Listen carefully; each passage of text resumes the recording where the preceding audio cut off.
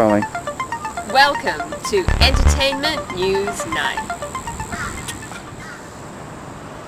Last night, teen heartthrob Leila Hanim Elbahyhead bagged her first Oscar on her 30th birthday, no less, for her role in Duets 2, Singing It Together. Well done, Leila. We've asked a few of our viewers what they think of Leila's meteoric rise to fame. Oh, she's really hot. Leila. La. I have to say the best scene in her acting career that I've seen is when she was in Casino Royale and she come out of the water at the beach there and in a little black Speedos and she just looked great. Leila, she was fantastic. I loved her in Bionic Woman 3 and she's so fashionable. I mean, she has these Dior bags that are just superb. I would so love to meet her.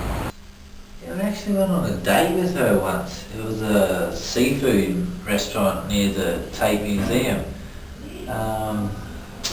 Ended up taking her home, believe it or not, and nothing ever happened because we both got food poisoning, which I actually think she tried to poison me.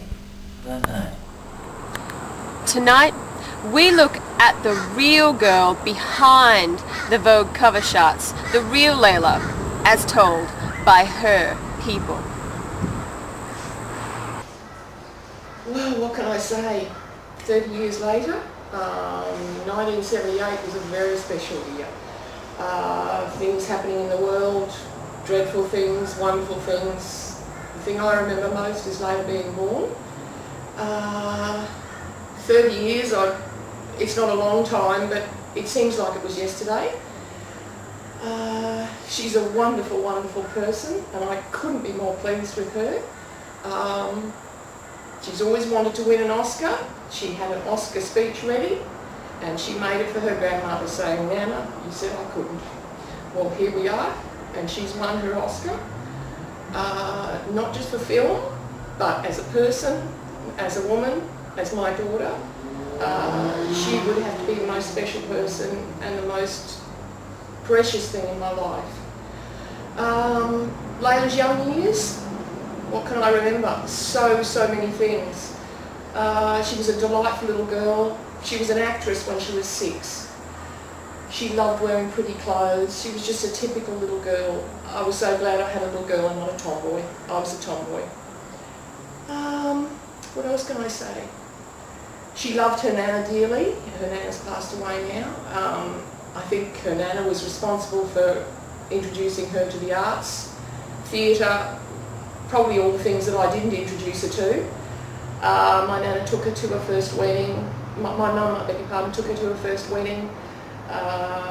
She took her to ballet, all places and things that she loved, and I think that's why Leila loves the arts so much now.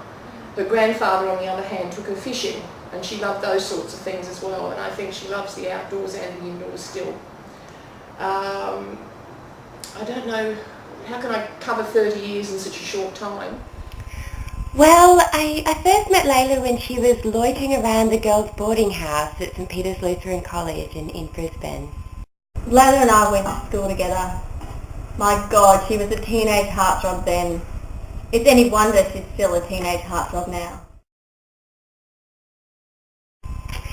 I always knew she was bound for greatness. I mean, she just always did so well in class, especially chemistry. She always had the right dance moves at the school dances.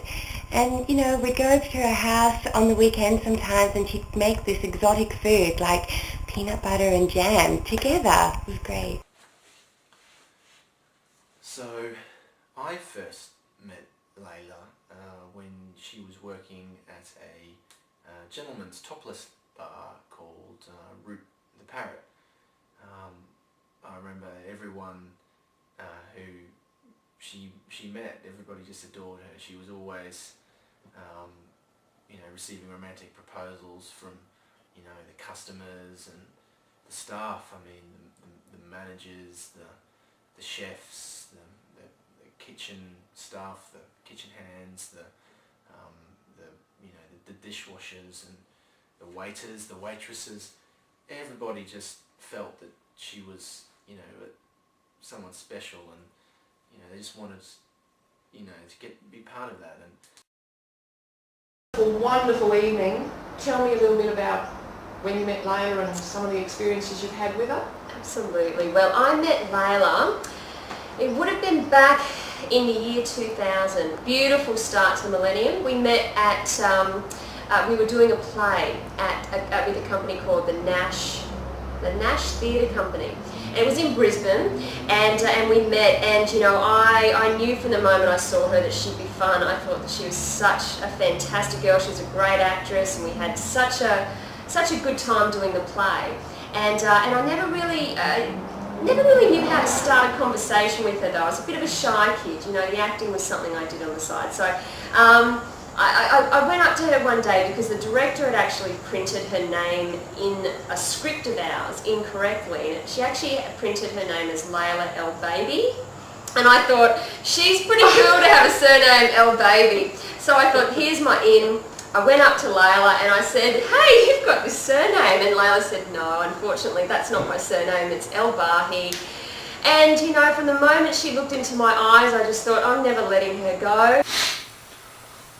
Well, Jamaica, thank you for agreeing to do this interview with us today. No worries, Larry. I was just so excited when I found out that Leila had won an Oscar. Her and Oz just belong together. Well, let's get started then, shall we? How did you and Leila first meet? Well, I first met Leila when she was madly in love with my roommate at the time, this crazy stoner named Malta Marek. Our friendship developed over many cups of tea and discussing Malta's many issues, and of course watching episodes of Sex and the City. Now, how did this Malta and Leila break up? Well, it's really hard to put it down to one thing, Larry. I mean, it could have been his creepy friends, or it could have been after he announced that he was going to make a dining room table from a shower door he found on a neighbour's garbage heap. Yeah, that could have been the final straw that broke the camel's back. And you know, I was there when she was discovered. We had just celebrated my birthday party and we were going to go up the road to Hotel LA. She was wearing this gorgeous frock. It was designed by this supermodel come designer, and it was just beautifully made. It was two pieces, the bottom half and the top half, but just all gold and gorgeous. But she was dancing away, and then all of a sudden her top fell off, which was weird because obviously it was designed so incredibly well that it obviously wouldn't have been a designer fault. And she just very gracefully picked up her top and put it back on. And that moment, the director for Step Up 3 was in Hotel LA as well. He just walked straight up to her, shook her hand, introduced himself, and from then she became an international star. Leila has made People 50 Most Beautiful list for the last 4 years. But I don't think even Rachel Bilson saw it coming when there was a rush on the Launch magazine and it was selling just one day later on eBay for $1 million. The first time I met Leila, I was dating one of her friends. We went to the Paddington Tavern in Brisbane there, and she gave me $5 to wear a tip basket and we heading on around the pub. I think my favourite scene Leila's ever done was in Ballarat, where she played the double extra where she's in the bedroom scene there, where she really got suffocated to death.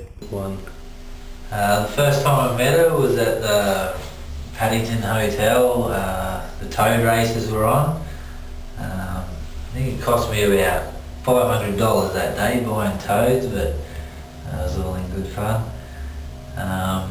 We ended up, Scotty, Amanda, Rash and I ended up getting our photos in the paper that day, and they ended up missing out the real star. Look where she is now, she's winning an Oscar. She couldn't even make it into the Courier.